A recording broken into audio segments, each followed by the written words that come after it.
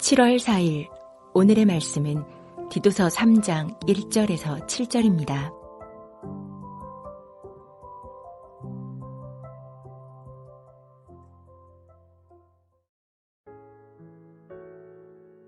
너는 그로 하여금 통치자들과 권세 잡은 자들에게 복종하며 순종하며 모든 선한 일 행하기를 준비하게 하며 아무도 비방하지 말며 다투지 말며 관용하며 범사의 온유함을 모든 사람에게 나타낼 것을 기억하게 하라. 우리도 전에는 어리석은 자요, 순종하지 아니한 자요, 속은 자요, 여러 가지 정욕과 행락에 종노릇한 자요, 악독과 투기를 일삼은 자요, 가증스러운 자요, 피차 미워한 자였으나 우리 구주 하나님의 자비와 사람 사랑하심이 나타날 때에 우리를 구원하시되 우리가 행한 바 의로운 행위로 말미암지 아니하고 오직 그의 긍휼하심을 따라 중생의 씻음과 성령의 새롭게 하심으로 하셨나니 우리 주 예수 그리스도로 말미암아 우리에게 그 성령을 풍성히 부어주사 우리로 그의 은혜를 힘입어 의롭다 하심을 얻어 영생의 소망을 따라 상속자가 되게 하려 하심이라.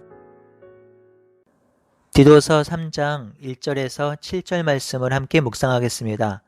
오늘 본문은 너는 그들로 라고 시작하지요.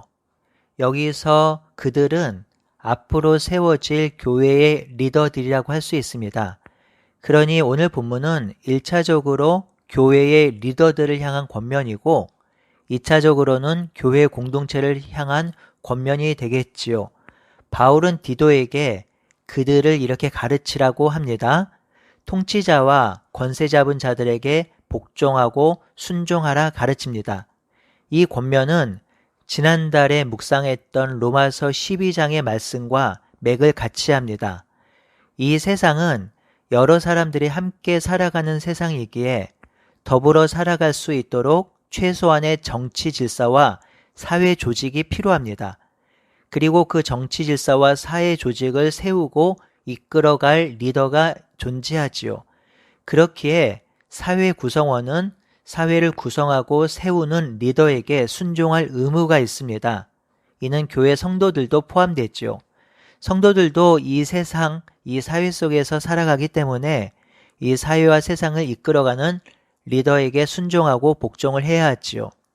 바울은 또한 선한 일을 행하게 준비하라고 합니다. 여기서 선한 일은 무엇일까요? 선한 일은 디도서 앞부분에 기록한 일들을 말할 것입니다. 선한 일 중에 가장 중요한 것 중 하나는 바로 기도이겠지요. 성도는 세상과 권세자들을 향한 기도를 충분히 해야 합니다. 2절은 관계에 관한 권면이지요.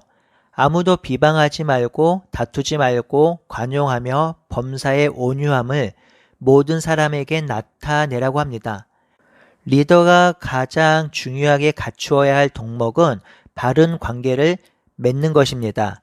이 관계 맺음에 있어서 중요한 것은 첫 번째로 사람들을 평가해서 비방하지 않는 것입니다. 비방은 나의 관점에서 생각하여 안 좋은 것을 말하는 것인데요. 중요한 것은 내 생각, 내 관점에서 생각할 때 비방이 많아진다는 것이죠. 다툼과 싸움도 그러하지요. 내 입장만 주장하고 내 것만 옳다 하면 싸우게 됩니다. 그래서 바울은 관용하라고 하지요. 관용은 남을 인정하고 포용하는 것이고요. 내 관점, 내가 옳다 하는 것들을 내려놓고 포용하고 안아주는 것, 이것이 관용일진데 리더와 성도에게 있어서 가장 중요한 덕목 중에 하나가 바로 관용입니다. 이렇게 관용할 때 온유함이 생기는 것이지요. 온유함은 단순히 부드러움, 따뜻함만을 말하는 것은 아닙니다. 온유는 포용이며 인정하는 것이며 지체를 향한 너른 마음이 온유입니다. 바울은 1절에서 2절 이렇게 권면한 후에 리더와 성도가 어떻게 이렇게 살 수 있는지를 설명합니다. 이렇게 살 수 있는 것은 먼저 이전에 우리가 어떤 존재였는지를 생각해 보는 것입니다. 3절입니다. 전에는 우리가 어리석은 자요, 순종하지 않는 자요, 속은 자요, 여러 가지 정욕과 행락에 종노릇한 자요, 악독과 투기를 일삼는 자요, 피차 미워하는 자였다고 하지요. 전에 우리가 어떤 존재였는지 세 가지로 나누어 생각해 볼 수 있는데요. 첫 번째는 하나님과의 관계가 깨어졌던 존재라고 합니다. 어리석고 하나님께 불순종하고 지혜가 없고 하나님을 아는 지식이 없어서 사탄에게 속아 살고 그래서 하나님께 불순종한 삶을 살았다고 하죠. 두 번째는 그래서 악한 행실을 했다고 합니다.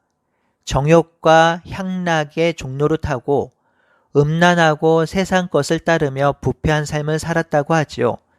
세 번째는 그래서 깨진 채로 살았다고 하지요. 악독하고 투기하고 서로 미워하는 그런 존재로 살았다고 합니다. 성도 여러분, 이런 삶이 어떠세요? 하나님과의 관계가 깨진 채로 사탄의 종로를 타고 음행하고 음란하고 사랑과의 관계를 깨트리는 삶, 이런 삶에 기쁨이 있을까요? 이런 삶에 안식과 평화가 있을까요? 이런 삶을 사는 자들이 바로 하나님 밖에 있는 사람이고 예수 믿기 이전의 성도들의 삶이었다고 말합니다. 이어서 바울은 이런 사탄의 종노릇함으로 죄악 아래 살게 된 인간에게 하나님이 하신 일을 자세히 설명합니다. 4절에서 6절이죠. 하나님이 이렇게 행하신 근거는 바로 하나님의 자비와 사랑 때문입니다. 지난 주일에도 설교했지만 하나님의 자비와 긍휼이 우리를 살리고 우리를 일으킵니다. 이 긍휼이 아니고는 어느 누구도 구원을 누릴 수 없고 생명을 누릴 수 없습니다. 그래서 바울은 하나님의 자비와 긍휼, 사랑이 이 땅에 드러남으로 우리가 구원을 얻게 되었다고 하지요. 그리고 그 구원이 어떻게 이루어지고 그 근거가 무엇인지 다시 한번 설명합니다. 그 구원은 우리의 행함으로 우리가 가지고 있는 의로 이루어지지 않았다고 하지요. 오직 그의 긍휼하심에 따라 중생의 씻음과 성령의 새롭게 하심으로 하였다고 합니다. 이 중생이란 말은 헬라어 문화권에서는 회복, 근원으로 표현되는데요. 성경에서는 다시 태어남, 본 어게인 하는 것을 뜻합니다. 중생은 바로 하나님의 긍휼 때문이며 이 긍휼이 드러난 것이 바로 십자가 사건이죠. 중생의 씻음에서 그 의미를 찾아볼 수 있는 것입니다. 이 씻음은 인간의 죄, 이것이 그리스도의 피로 말미암아 씻겨 나간 것, 즉 보혈의 피로 말미암아 정결케 된 것을 말합니다. 이렇게 중생한 성도는 성령의 새롭게 하심을 덧입습니다. 바울은 이 성령의 새롭게 하심을 6절에서 더 설명해 주는데요. 바로 우리 주 예수 그리스도로 말미암아 우리에게 성령을 풍성히 부어 주셨다고 합니다. 예수 그리스도의 보혈의 피로 새롭게 된 자는 그것으로 끝나는 것이 아니라 성령의 풍성함을 누리게 된다는 것이죠.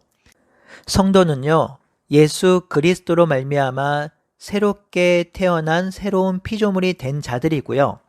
새로운 피조물이 되었으니 세상의 영, 사탄의 영을 따라 살지 아니하고 성령을 따라 살게 된 존재입니다.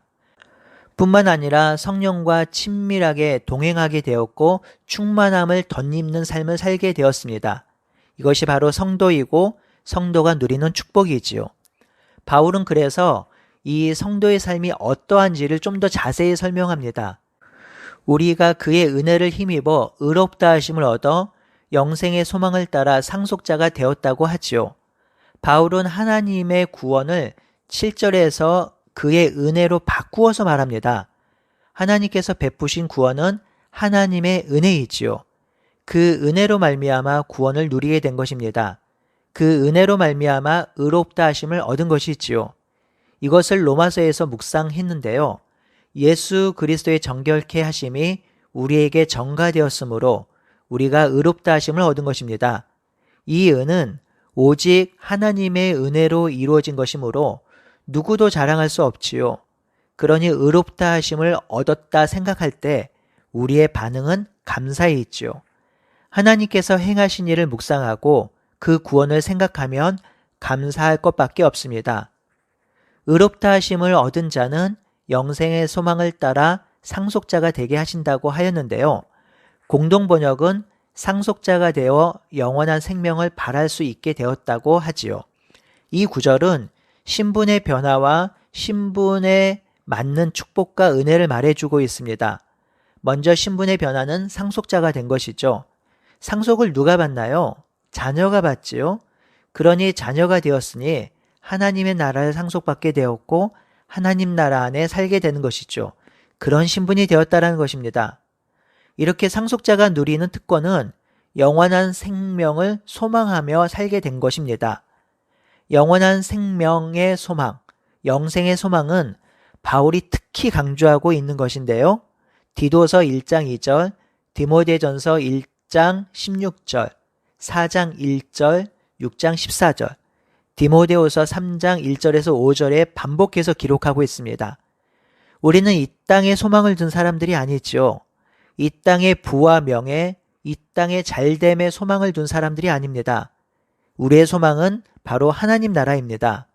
하나님 나라 안에서 하나님과 더불어 예수 그리스도의 보혈의 피로 말미암아 한 가족된 성도들과 함께 기쁨을 누리는 것이 바로 우리의 소망이지요. 성도 여러분, 영생의 소망이 있어야 이 땅의 고난과 환난을 이길 수 있습니다. 그래서 바울은 로마서 8장 17절에 이렇게 말하지요. 자녀이면 또한 상속자, 곧 하나님의 상속자요 그리스도와 함께한 상속자니 우리가 그와 함께 영광을 받기 위하여 고난도 함께 받아야 할 것이니라. 상속자이기에, 자녀이기에, 하나님 나라 백성이기에 이 땅에서 고난을 받는 것이 당연합니다. 왜냐하면 이 나라는 하나님이 완전히 다스리는 나라가 아니라 사탄이 여전히 함께 다스리고 있기 때문이죠. 그런 나라에서 하나님의 상속자로 사니 얼마나 힘들겠어요. 얼마나 어렵겠어요. 그럼에도 이 환난과 고난을 이길 수 있는 이유는 바로 하나님 나라 안에서 누리게 될 영원한 생명이라는 소망이 있기 때문입니다. 성도 여러분, 오늘 하루도 하나님께서 그리스도로 말미암아 우리에게 기쁜 소망을 주셨으니 이 소망을 묵상하며 이 소망으로 인하여 오늘 하루를 이기고 승리하는 날이 되기를 간절히 바라고 소원합니다. 아멘.